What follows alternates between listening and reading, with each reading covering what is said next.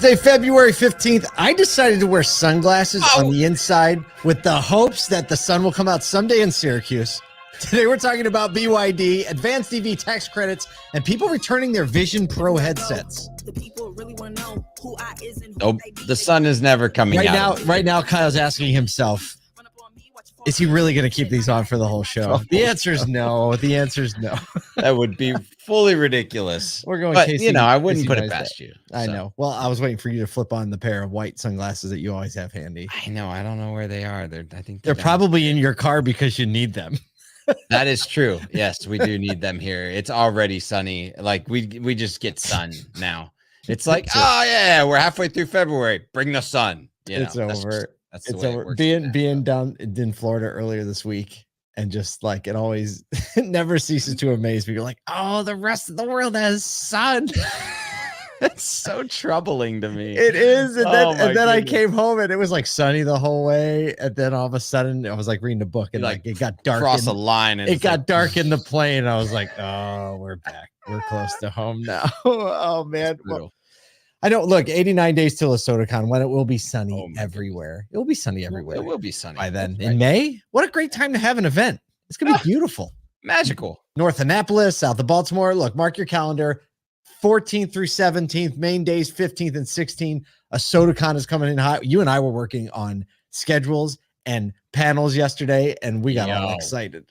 We are really excited. We'll drop them over the next couple of weeks. We got some content coming at you, but we got Pitch Tank coming back hot. Oh, two different pitch rooms. Again.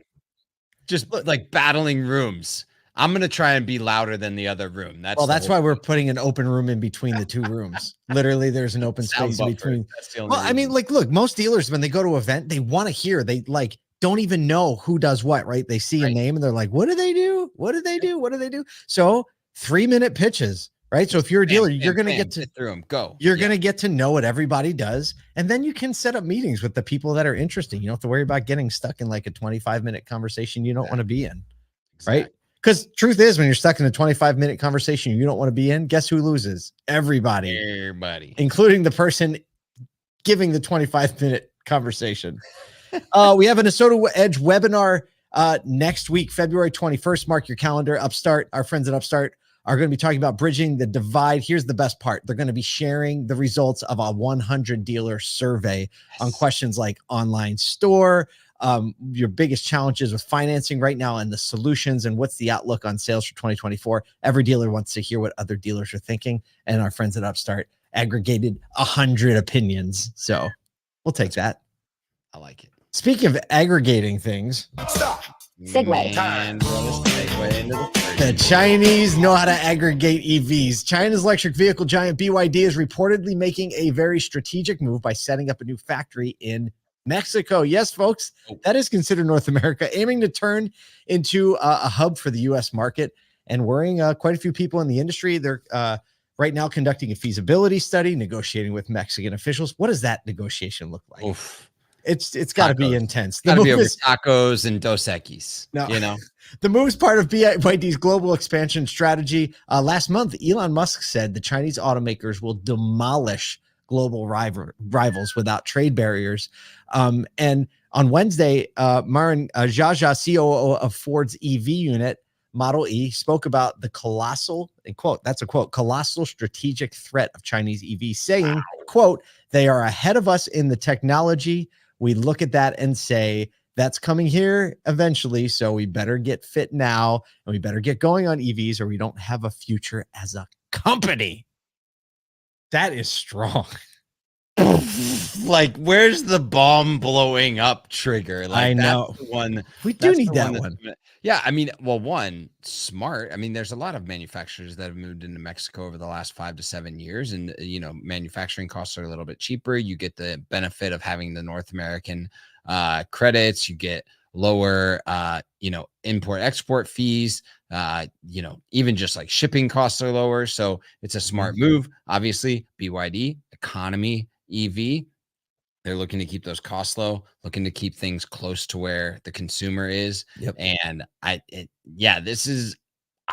have anything else to say other than Marin Jaja. He's got it right. Well, he also said Ford is expecting all Chinese automakers that who are building factories in Mexico to still get about the 27% US tariff on EVs made in China. So they're saying like, hey, even if they make them in Mexico, they're going to be tariffed coming into the US 27%. So yeah, well, that's where Elon Musk is like, everybody's kind of lobbying to make sure that everything stays in line because they want to keep the money flowing. Speaking of keeping the money flowing, yep.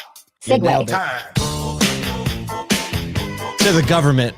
Well, actually, the U.S. government has dished out so far $135 million in advanced EV tax rebates since the start of the year. It's a big shift in tax credit processing. Prior to 2024, right? EV credits were claimed kind of in arrears. They were claimed the following year. But now, starting January 1st, they can be transferred to dealers at the sale time. As we know, they reported over 25,000 sale time reports, with 78% involving advanced payment requests, totaling about $135 million paid to the dealer. Dealers taking advantage of those tax credits on the hood. So I guess, I mean, we've been talking about we were throwing a little shade saying, let's see how fast this gets processed. We still don't know. Initially, they said like 7 to 10 days. We're 6 weeks in and they dished out 135 million so far. So something's working over there. Deputy Treasury Secretary Wally Adeyemo commented 1 month into the implementation of this provision, there is strong demand for this new upfront discount, which will continue momentum in growing this industry in the United States as long as people want to buy an EV. There you go. There's 11,000 of our just over 16,000 dealers that are already registered for this thing. That probably has a few independents in there that are great used car dealers. That probably makes up the majority of the 2,000. And we probably know like 3 of the dealers that are actually making up those used car tax credit on the hood. Probably do know 3. But I'm excited to see what this does as Q1 really heats up and we get into the spring, and March is right around the corner, is a great selling month, and for dealers to really understand this program, get a couple of months under their belt on actually utilizing the system, understanding how it applies to the actual consumer. Hey, maybe we start to accelerate these EV sales and at minimum lower our day supply as we go into the summer selling months. So that would be best case scenario for me.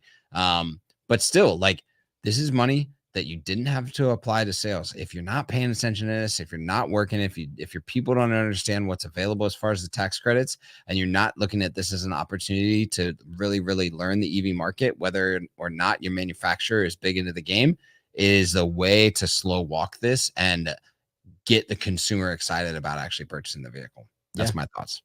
Those are legit thoughts. I mean, who said it yesterday? No one's bigger than the market. Who was that? Hold on. Let me scroll down in the show notes. Donald Hicks told Ward's Auto, the market's going to tell us what it wants to buy. Nobody's bigger than the market. So tax incentives can be what they care, and we'll just see. People have to want one. Speaking of people having to want one. Stop. We did 3 segues. Be there on a Thursday. Thursday coming in hot. Just a few weeks after its launch, a number of users that are quite notable out there in the industry are returning their $3,500 Apple Vision Pro headset, citing discomfort and limited applicability. Most complaints are around comfort issues, motion sickness, even Parker Ortolani from The Verge reported a burst blood vessel in his eye after using the headset, highlighting health concerns associated with his use. That's what's wild to me. It's like, you burst a blood vessel in your eye. I mean, I have questions about that. I don't know about how he was using that. Did he call John Morgan, the attorney that you see the billboards for? Yeah. Oh my goodness. There's a little bit of concerns around file compatibility, multitasking inefficiencies, which are dampening the user experience, because the whole point of the user experience is to not be blocked out from the rest of the world. That's what's totally different in the Apple Vision Pro as compared to the rest of like headset VR type stuff, is you can't see the rest of the world in those. This is a totally different dynamic for the eye and the body experience and working with what's around you. I've watched a bunch of content on this. Surprisingly, I didn't set out I'm not interested in getting one, but Marquez Brownlee, YouTuber Ryan Trahan, right? A lot of YouTube going on in my house. Wore one for 50 hours. And the review, Apple's calling it spatial computing, right? It's not VR, it's spatial computing. one of the super, and the one kid wore it for like 50 hours. He played Frisbee in it, right? Like you can actually, your coordination is good. And he was cooking and he like set little timers by each of the dishes, right? Like the water had a timer, the pasta had a timer. And like when you looked over there, the timer's just floating over whenever you have time. Nice. Like a lot of somebody set up his apartment, right? With screens where he wanted them to be like, obviously like right across from the toilet. We're going to put a big screen right there because it locks these things in place. But without a doubt, it's new tech. It's clunky. You really have to be a believer to keep this. So it doesn't surprise me that a bunch are going back, especially at a $3,500 price point. Just not brutal price point. Just not ready for that yet, unless you have a very specific use. Very specific use case, or you are like super early adopter. This thing's gonna totally change over the next few years. And I'm gonna give an ASOTOCON keynote in a VisionPro headset. No, you're not. Similar to the sunglasses at the start of the episode. I'm putting those on for the end. There you go. I feel like getting this to the point where there's it's augmented, coming. That's already coming. reality. I'm not even worried about it. Yeah, that's the best use of it. So whatever you're doing on Thursday, even if you're wearing a VisionPro and not taking it back, we hope you have a good day with one another. Look, grow your business, serve some people. Remember, it's about so much more than cars.